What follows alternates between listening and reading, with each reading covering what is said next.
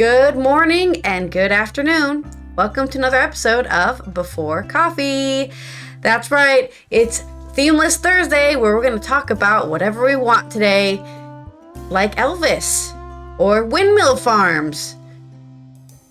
Let's go ahead and cover our headlines. Today on Before Coffee, Europe hit by extreme cold storms and flooding. And U.S. auto sales rise 12%, and contrary to popular belief, wind farms do not kill whales. Sober travel. Dry tipping is tipped to take off in 2024. Here's how to try it for yourself. Epstein documents are unsealed and they're boring, so we're going to cover why the media does not cover a fascist who barely makes threats every single day. A little less Elvis, a little more AI, please. AI Elvis Presley to debut on stage. Those stories and more on What You Didn't Know This, Did You? It's National Trivia Day. Not a lot of people know that. National Trivia Day. January 4th, 2024 on Before Coffee.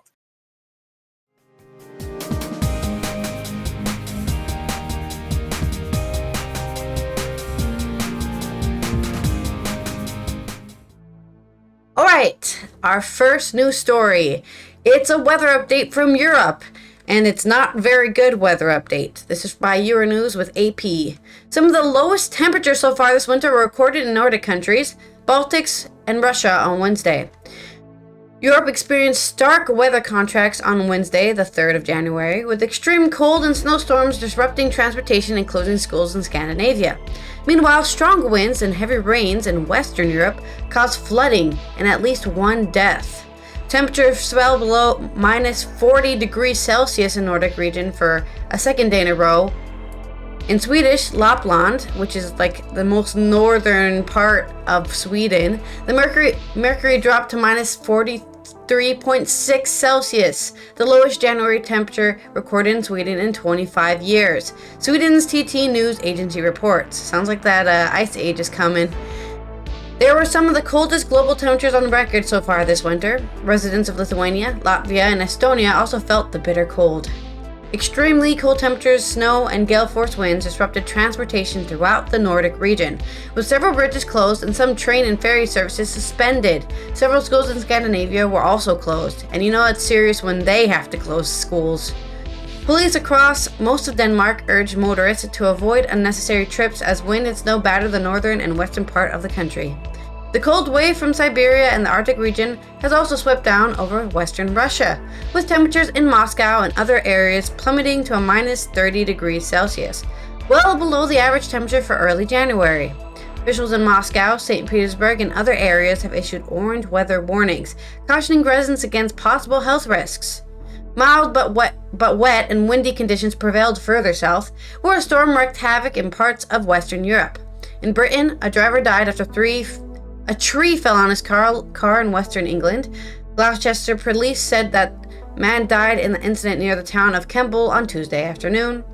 The storm, which had been named Hank for the official weather service of Britain, Ireland, and Netherlands, has caused power cuts, transport troubles, property damage, and disruption across the UK. More than 300 flood warnings were placed across England and Wales on Wednesday, while 10,000 homes remained without power. The UK's rail network was hit by flooding power cuts, with many operators reporting ongoing issues for Wednesday's morning commute into work. The strongest gales in the UK were recorded on the Isle of Wight, just off the coast, in southern England, where wind speeds reached 151 kilometers per hour. That's really fast. And I know, because I've been living in them. In the Netherlands, which was where I am, police near the city of Eindhoven said strong winds may have played a role in the death of a 75-year-old man who fell off his bicycle late Tuesday as high winds lashed much of the country. Okay, why the hell did anybody go outside on Tuesday? The wind was so strong it was seeping through my window. Like the wind was forcing itself through my double-paned, sealed window. That's how strong the wind was. And a 74-year-old decided this is a great time to go biking. Water was flowing into the already swollen river of the Maas near the Maastricht. Owners of a number of houseboats were being evacuated as a precaution. In France, heavy rains pummeled the northern Pas-de-Calais and Nord regions since Sunday, forcing the evacuation of 200 people and knocking out power to 10,000 households, according to local authorities. Hundreds of emergency workers from around France mobilized to rescue people from inundated homes and clear roads. And reinforcements of personnel and equipment came from Czechia, Slovakia, and the already drenched Netherlands.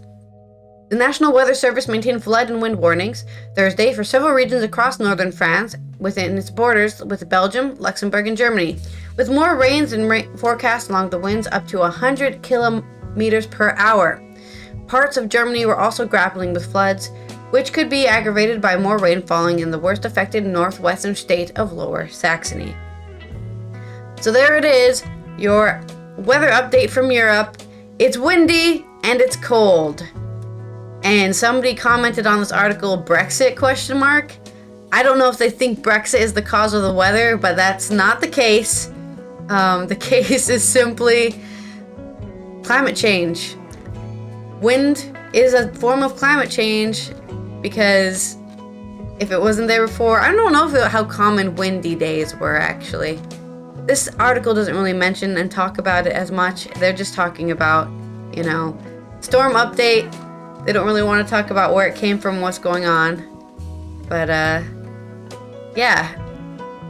That's our weather update here from Europe about how cold and windy it is. And indeed, it is quite cold. Cold last night even, as well. Next, I don't know. We can look at some local news from Maastricht, which shows that, interesting. In Maastricht, probably due to the stormy weather, a bridge in Maastricht is threatened to collapse after it collided with a loose houseboat. A houseboat came loose and drifted against a bridge in Maastricht last night, according to Rijkswaterstaat. This is from NOS with association from L1 Limburg. The bridge is severely damaged and there is a risk of collapse. The houseboat came loose from the bank on the Stuweg. This is the same place where part of a so-called spillway dam was washed away yesterday. This caused the water to flow into the Maas at an accelerated pace. The detached houseboat was carried away by the current and then hit a nearby bridge. Both the bridge and the houseboat were damaged. Oh wow, yeah, that's a big house. Imagine just a house floating down the river and just hitting a bridge. Because that's what it looks like, a 2-story house. It's not just a small little bridge. There is no one left on the houseboat due to the damaged spillway dam on the Stuweg. The residents of the detached houseboat, like the residents of their surrounding houseboats, had already been evacuated yesterday. Due to the damage, the bridge is temporarily closed. The collision caused one of the pillars in the middle of the bridge to collapse. There is a risk of collapse. That is why the bridge is not passable for local traffic. We are currently mapping out exactly what the damage is, says Rijkswaterstaat. In addition, the hole in the spillway dam has become larger, according to Rijkswaterstaat. We are doing everything we can to close the gap as quickly as possible. The water in the Maas reached the highest point this morning at 1,700 cubic meters per second. Such high water levels occurred on average once every 3 years, according to Rijkswaterstaat. The high water has no influence on the damaged spillway dam on the Stuweg. The water in the Maas is expected to decrease again from tonight before increasing again tomorrow morning. A water discharge of 1,800 cubic meters per second is then expected. So don't go swimming in the Maas. You're gonna regret it and you're gonna be swept away into the ocean, I think, at this point. Are you okay? No, I am not. Okay. Not okay at all. I was puking. Yeah, nice. I don't know if you got one story or 2 stories in. I did 2 stories now. Just a short one. Man, do I feel like crap this morning. So here we are. And getting back to wherever I was, because I'm completely lost now. Windmills, stuff like that. AP News today. This is from Tom Kirshner. U.S. auto sales rose 12%. And as buyers shake off high prices, interest rates, and auto strikes. Undeterred by high prices, excuse me again, it's not going to be easy morning. Undeterred by high prices, rising interest rates, auto workers, strikes, a computer chip shortage that slowed assembly lines, American consumers still bought 15.6 million new vehicles last year, 12% more than 2022, the biggest increase in more than a decade. Net sales still haven't returned to the 17 million rate in years before the pandemic. And there are signs of a cooling market as buyers aren't as willing to pay astronomical prices that dealers and manufacturers were charging just months ago. You see the consumer making a concerted effort to ensure that they're getting the best price possible, said Jonathan Tariff, CEO of South Automotive Group, a 10 dealership group based in Miami area. They basically feel that it is the right time to get by from a perspective of being able to get discounts. Average auto sales peaked in December of 2022, just over $47,300. With vehicles in short supply because of the global chip shortage that limited production. Some dealers were able to charge over this sticker price to buyers who needed a new ride and had the money to get one. But the chip shortage gradually eased last year to the point where it's nearly over and assembly lines are running at near normal speeds. General Motors, Ford, and Stellantis endured a 6-week strikes that United Auto Workers that ended last fall. As a result, vehicle supplies on dealer lots are strong and growing, and prices are starting to fall as automakers and dealers dangle discounts. Data from JD Power show that the average prices in mid-December were down 2.7 from the peak to around $46,000. They're still nowhere near the pre-pandemic prices due to a 26% run-up from 2020 to 2022, and cash-rich buyers drove up prices mainly by buying loaded-out trucks and SUVs. That was about 10 percentage points higher than inflation rate for the same period. So, good news for car makers. They're barely keeping up with orders as people are having to pre-order cars. So, another good news. Contrary, this is also an AP. Christina Larson, Jennifer McDermott, and Patrick Whittle. And, Wayne Perry. 4 people on this article. Wow. Contrary to politicians' claims, offshore wind farms don't kill whales. Here's what to know. Portland, Maine. Unfounded claims about offshore wind threatening whales have surfaced as a flashpoint in the fight over a future of renewable energy. In recent months, conservatives, including defendant Trump, have claimed construction offshore wind turbines is killing the giant animals. Of course, if he says it, you know it's complete horse crap. Scientists that say there is no credible evidence linking offshore wind farms to whale deaths, but that hasn't stopped conservative groups and ad hoc, not in my backyard style anti-development groups from making the connection. Let's see, whales are in the water, wind farms in the water. They must kill each other. That's the only natural thing. They must fight to the death. That must be it. Never mind oil tankers smacking into whales. We'll ignore that. That sounds like fake news to me.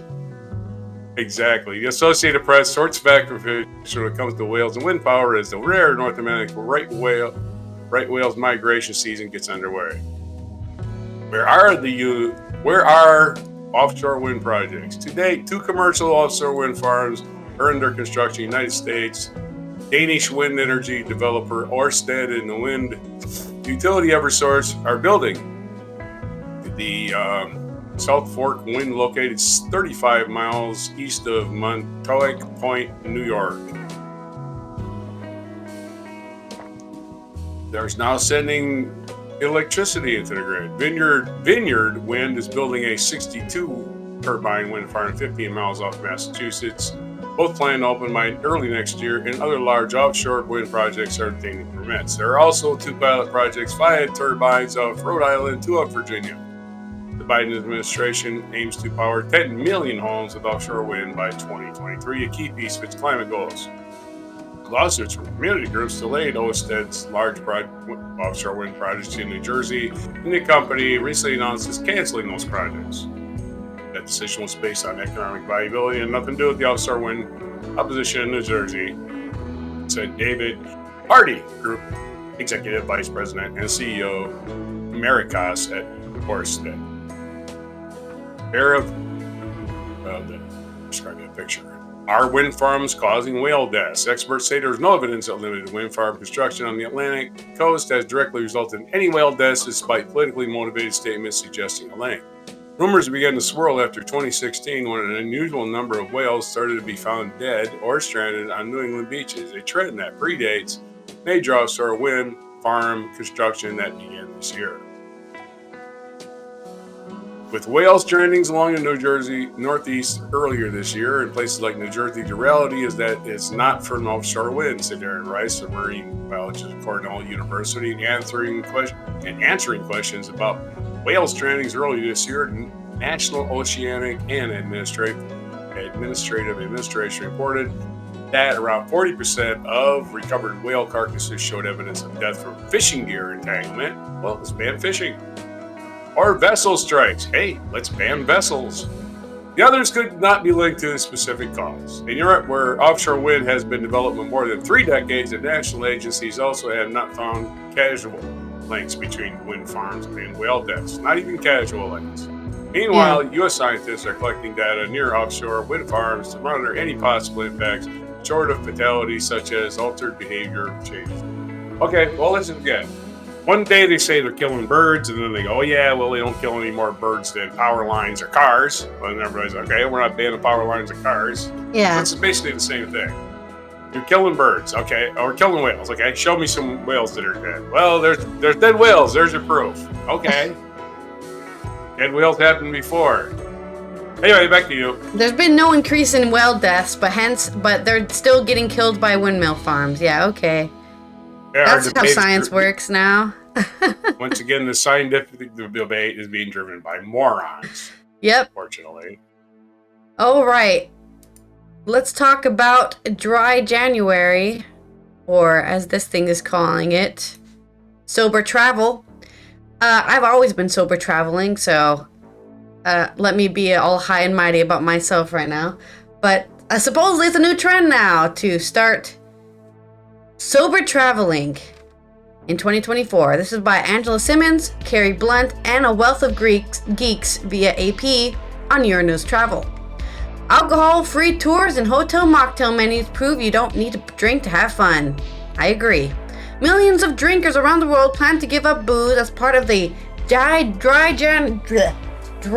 January. But the trend is beginning to stretch beyond the new year. Only about 38% of young adults are regular drinkers, according to analytic company Gallup. The tourism industry is starting to take note. It is no longer commonly accepted that you need to drink alcohol to have fun, says Lauren Burnison, owner of the UK alcohol-free company We Love Lucid. People have started to question this narrative, which is why we have seen an increase in demand for alcohol-free drinks and alcohol-free events and activities. Burnison launched her travel company in 2018, focused on providing alcohol-free itineraries.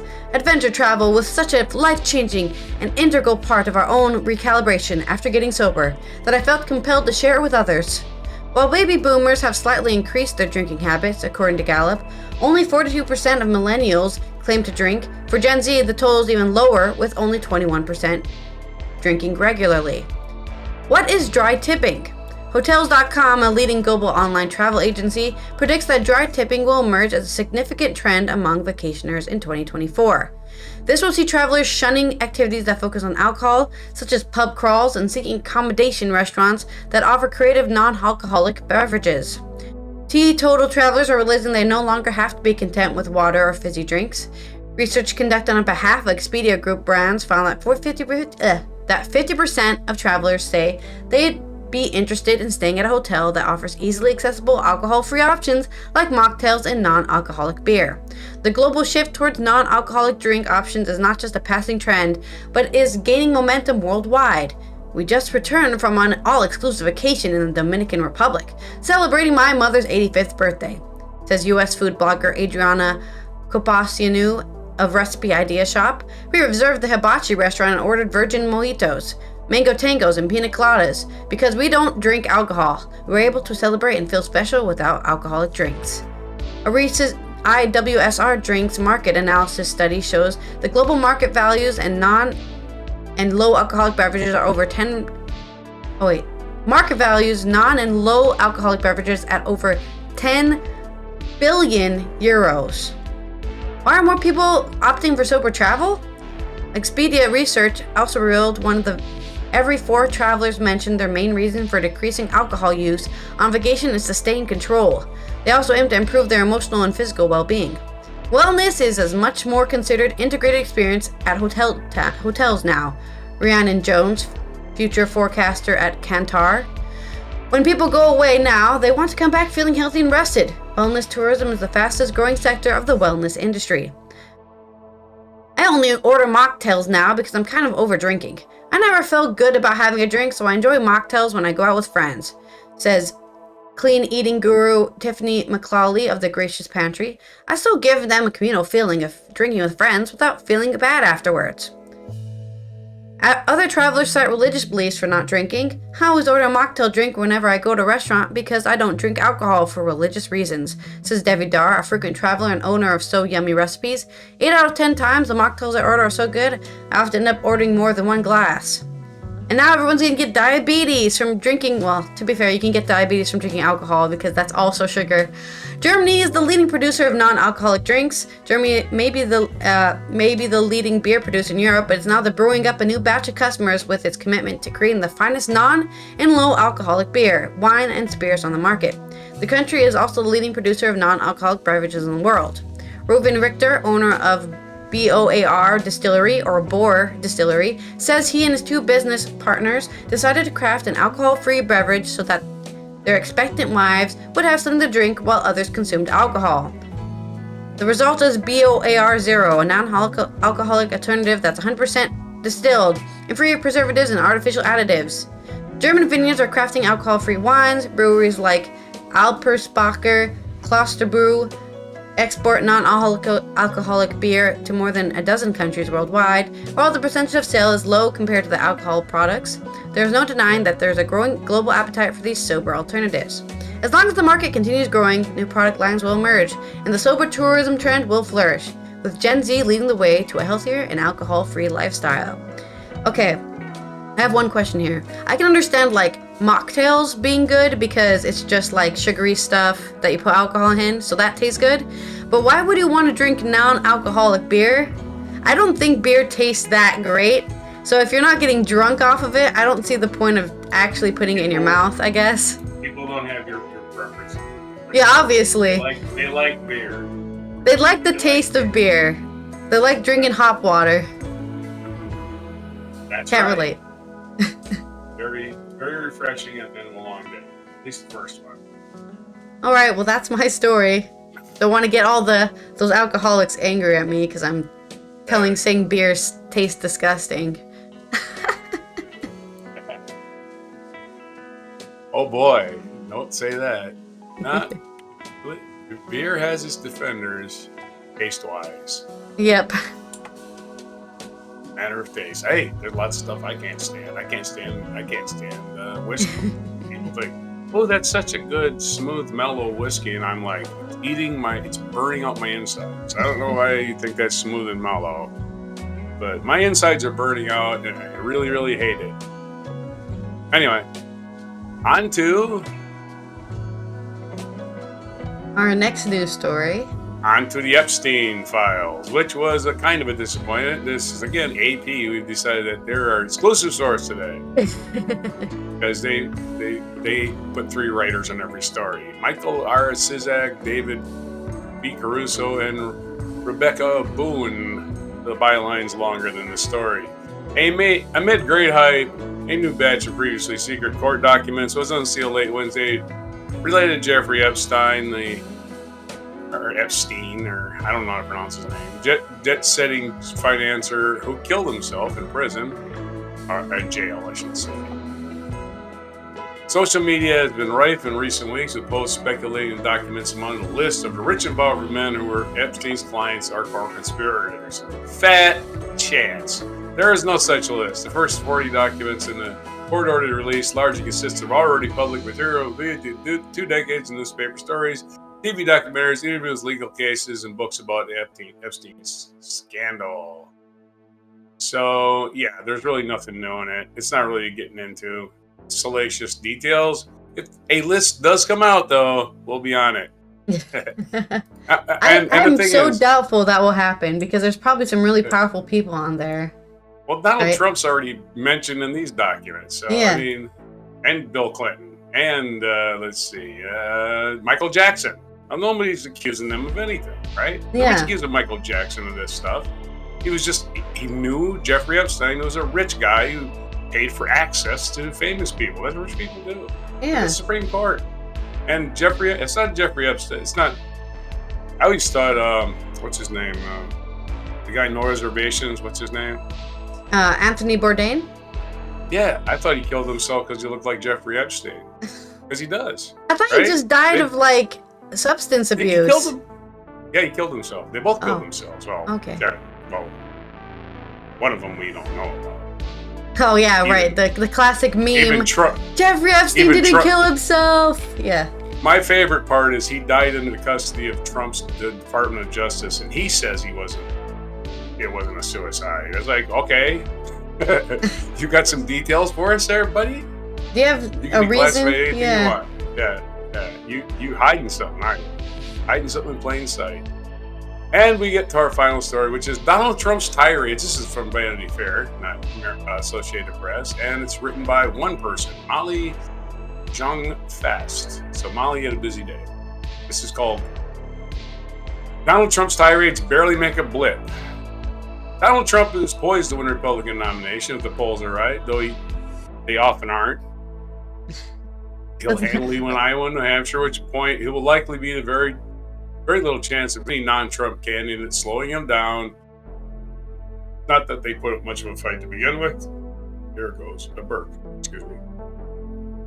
He's also racking up endorsements with prominent Republicans, including Representative Tom Emmer, Steve Scalise, Senator Tom Cotton, throwing in their support this week. And if you believe the polls pitting Trump against Joe Biden, I am one for skeptical. They quadruply indicted former president's position returned to the White House. I don't believe the polls.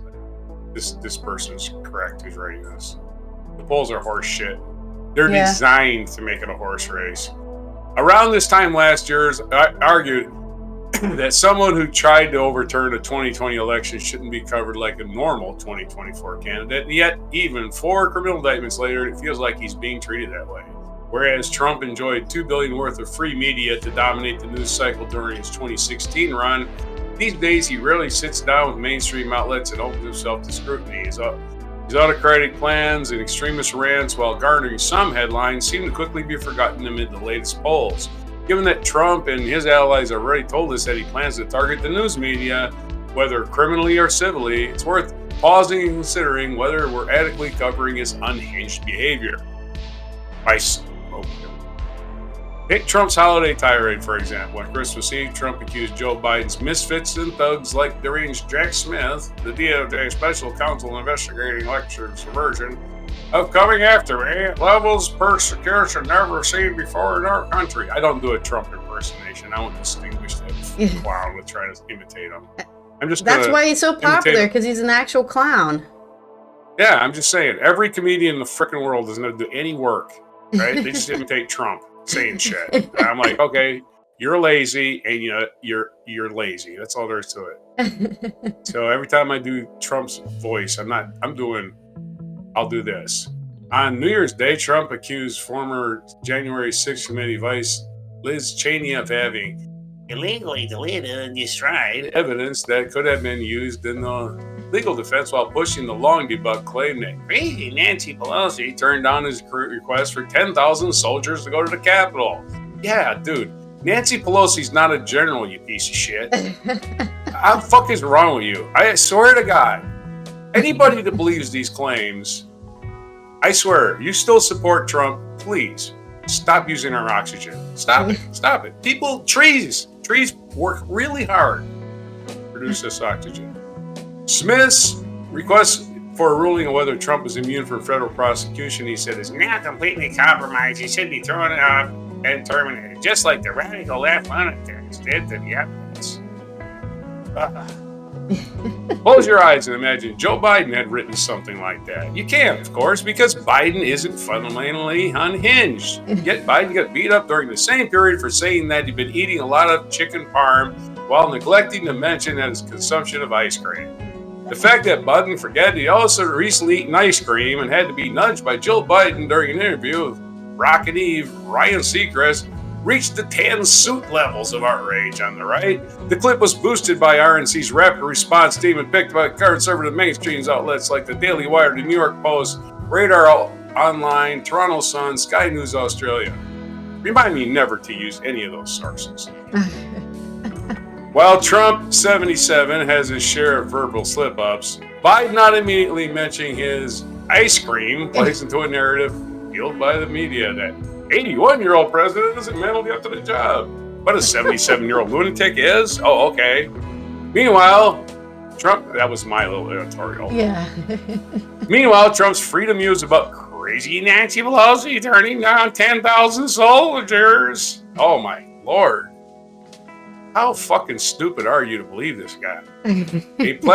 On Truth Social, a platform most Americans aren't paying attention to, Trump has about 6.5 million followers, and they're probably all AI generated, or they're all bots. During Trump's 2016 campaign, the 4 years of bots and reporters. Don't forget reporters; they can't wait to report everything he says. Oh, Trump farted. No, don't report that. Journalists would allow a Republican politician on the hallways of Congress begging him or her to weigh in the latest tweet. Republican politicians pretending they didn't see a tweet became such a common occurrence that journalists started printing out the tweets in order to question said members of Congress. I didn't see the tweet, was the assured hand for Republicans refusing to confront Trump's baseless nature. Trump doesn't tweet anymore. His account was permanently suspended after deadly January 6th attack on the Capitol due to the risk of further incitement of violence. He was later allowed back by far-right favorite Elon Musk, but has not heeded that siren song, at least not yet. Besides, Twitter isn't Twitter anymore, it's X, a weird abandoned mall in New Jersey. That's pretty funny. Yes, developments in Trump's legal cases grab headlines while raising major constitutional issues. Really? Think so? But the former president seems to keep skating by. According to polls, he's thriving. The MAGA faithful have surely seen his mad rants. Persuadable voters who aren't plugged into Truth Social or far-right media could have missed them, given the relative lack of mainstream attention. Journalists may no longer be shocked or even surprised by Trump's words and actions, but he's no time to ignore them. Maybe Trump benefits from the last 8 years of lowering the bar, his history of tweeting incendiary things, making racist remarks, and lying incessantly about the last election has perhaps made him essentially immune from accountability, and so nothing sticks. In 2016, Trump rode the outraged news cycle to victory, and now 2 elections later, his abhorrent views and wannabe dictator behavior barely make a blip in the media radar. With such business as usual coverage, lull, less plugged. Will such business as usual coverage lull less plugged in voters into thinking that Trump is behaving like a conventional candidate and would somehow act like a normal president? I would not think so. Voters are that stupid. But then again, I think he's conned all the people he's gonna con. If you're still falling for Trump's spiel, dude, I got some land for you. Send me an email. I got stuff I want to sell you. I don't own it, but I'm going to sell it to you. Your story. All right. Well, as Trump is continuing his tirade on social media, screaming into the void, hoping somebody will hear him, we've got Elvis coming back to life through AI, and he's going to debut on stage. Why? I don't know why this is happening, but somebody paid someone to let it happen. This is from Uranus Culture by David Morquand. Elvis is set to be brought back to life virtually as part of a new immersive concert experience coming to the UK. The Elvis is not going away anytime soon. Following Baz Luhrmann's 2022 biopic, Elvis, and Sofia Coppola's upcoming movie Priscilla, released this week in cinemas, which examines the relationship between the singer and his ex-wife Priscilla Presley, the king of rock and roll, is headed back to stage. Presley fans will be able to see a life-size digital version of Elvis performing on stage in the UK for the first time later this year. Indeed, the star behind the songs like Hound Dog, Jailhouse Rock, and Blue Suede Shoes is being brought back to life and will hit the stage in November, courtesy of the British company Layered Reality, who says the event will be the world's first Elvis immersive experience. The company uses artificial intelligence and holographic projection, as well as thousands of the singer's photos and home video footage, all granted by Presley's estate. The show, titled Elvis Evolution, will allow fans to be able to feel up close and personal to him through the concert experience, all at the location in central London, which has yet to be announced. Further shows are being planned in Berlin, Las Vegas, and Tokyo. Mark Rosen, president of the Entertainment of Authentic Brands Group, which owns Elvis Presley Enterprises, said, "We're thrilled to partner with Layered Reality to give fans a new immersive way of experiencing Elvis Presley's life and legacy." The announcement comes just before Presley's birthday, as the singer who died in 1977, aged 42, would have celebrated his 89th birthday on the 8th of January. And he probably would have still be alive if he didn't get involved in all those drugs. Because a lot of people have lived to be 90. So the project follows the full doctor. Yeah. The project also follows the footsteps of several bands who are turning to AI and holograms to carry on their musical legacy, including ABBA. ABBA became avatars in a digital show called The ABBA Voyage. Swedish pop band ABBA had their hugely popular virtual contest in London, in which life-size avatars of the band performed as their human counterparts appeared in 1979. Elsewhere, rock bands Kiss have also unveiled avatars of themselves, but of course Kiss have, because they were never real to begin with. Real musicians to begin with. They're just AI. They were AI, the first AI musicians. So there you go. I guess look forward to never letting death be death. Never letting your heroes age, your heroes or your entertainers age, and just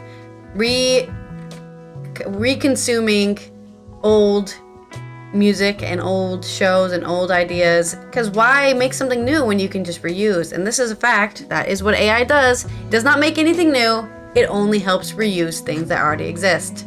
So keep that in mind in the future. We're gonna have hologram Elvis. Yep. Hologram Tupac. Hologram Hitler. Why not? Right? Let's just hologram all the dead people. Hologram Mussolini. Have Hitler paint a painting for us. There's a folk song for you right there. Hologram Hitler. A humorous folk song. All right. This day in history, I guess. 1809, this day, French educator Louis Braille, who developed a system for printing and writing that is extensively used by the blind, was named for him. Was born in Paris. 1853, Solomon Northrop, a free black man who had been kidnapped and sold into slavery, illegally obtained his freedom, and he later wrote his experiences. 12 years a slave. So, I guess this is the day he legally obtained his freedom. He was always free, right? That's the joke. Well, yeah. You returned to freedom. It doesn't say. I guess this is the day he published his book. This is the day he published 1853. That's during slavery, by the way. Yeah. United States. 1935, American professional boxer Floyd Patterson was born in Waco, North Carolina. 1960, French novelist and playwright Albert Camus, who received the 1957 Nobel Prize for Literature, was killed in an automobile accident. Oof. 1965, in his State of the Union message, U.S. President Lyndon B. Johnson proclaimed his vision of a great society and called for an enormous program of social welfare legislation. Thanks, Lyndon B. Johnson. Well, he tried. In 1965, American English author T.S. Eliot, on this very same day, died in London. Wow. So while Lyndon B. Johnson, while President Johnson was making his speech, the writer of The Wasteland was dying in London. This day in 2007, U.S. politician Nancy Pelosi was elected Speaker of the House of Representatives, become the first woman to hold the office, and of course, the commander of the National Guard in Washington. Of course, yeah. Donald Trump, yeah. She got her pins, she got her ranks right there. Right. She got her staff, she got her troops, she got her stars on her lapels, Just a 4-star general for being Speaker of the House. According to Donald Trump, that's the way he thinks it works. And there's idiots who believe him. 2010, Burj Khalifa, the world's tallest building, officially opened in Dubai, United Arab Emirates. The most featured event. Pointless building ever. Well, that's what buildings are. Well, I mean, some buildings house things, but that building was made that big just so they could be like, we have the tallest building in the world, and that's it. That's. Oh, they had money to burn, almost literally. And thanks to the U.S. Yeah, thanks to their oil just oozing out of the ground over there. And hey, we just tripped over another oil well. Well, tap it. Okay. Well, you need another billion. Okay. Featured event, 1948, Burma granted independence. The place is now called Myanmar, I believe. Myanmar? Yeah, it is. It says it. Yeah, Myanmar. It says it in my notes. On this day in 1948, Southeast Asian nation of Burma, which is now Myanmar, formally gained independence, completing the transfer of power negotiated by Burmese leader Aung San and British Prime Minister Clement Attlee in 1947. Of course, what happened to the British Empire was World War II happened to the British Empire. They woke up one day and said, we can't control these people. All our people died. That's not good. Yeah, we really got a lot. Most of our armies got decimated by this war, and until we get a new army from little kids, let's settle this empire free. Oh, and birthdays today is also the birthday of Isaac Newton, although we don't know. He claims to be born on Christmas Day, but there was a screw up on the calendars around that time. Oh. So he was born somewhere between Christmas and January 4th. So some people say today is Sir Isaac Newton's birthday, and in 1643. He's just such a great guy. He was born over a week, Let's talk to his mom about that, huh? Yeah. Let's talk about how great that was. And he died, though, on March 31st, 1727. I don't think his mom was around. He was 84. He died in London. Born in Woolstrip, died in London. Other birthdays today. Jacob Ludwig Karl Grimm, one of the Grimm brothers. German author, folklorist, and philologist. Another word to look up. 1785 was his birthday. Don Shula, American football coach, born in 1930. Floyd Patterson, boxer, 1935. I think we covered that. John McLaughlin, British musician, was born in 1942. And that's your birthdays for today. And we mentioned it's National Trivia Day. It's National Missouri Day and National Spaghetti Day. Ooh. Nice. That's it, man. Only those three. Spaghetti. Those are it for January 4th, 2024 on Before Coffee. All right. This has been Allison here from the Netherlands. Oh, lucky for me, I am not being swept away in the Maas. And I hope that the Rhine, which I do live next to the Rhine, also doesn't get overflowed and carry a bunch of houseboats down the way into the ocean. Stay safe out there for the Europeans. Stay warm. Don't go outside on your bike during, I don't even know. What was it? 200, 100 kilometer per hour winds. Don't go outside, please. If you can hear the winds going through your windows, don't go outside and get on your bike. And we will see you tomorrow for tying off the end of the week on Friday. Take care out there. Here's your mic drop moment. We'll try this again. Trump's introduced a new line of trading cards. To show bilking dumb sheep is never hard. He's sure to sell those cards out in a jiff, 'cause his newest trading cards are scratch and sniff. Each card comes with a cloth cut from Donald's clothes. His socks, his pants, and undies, I suppose, they're in what Donald calls his scent collection, which he markets as olfactory perfection. Collectors Trump maintains will want the set, each unique fragrance they will want to get. There's mustard, ketchup, hamburger, and fries. The orange armpit scent is favored by some guys. The biggest sycophants will choose Trump's crack. For $150 it'll set 'em back. Gates, Jordan, Cruz, and Bobert are gonna want 'em, so they can stay at home and sniff Donald's bottom. It's a MAGA thing. Thanks so much for listening. I appreciate it. I hope you're a little more normal than that.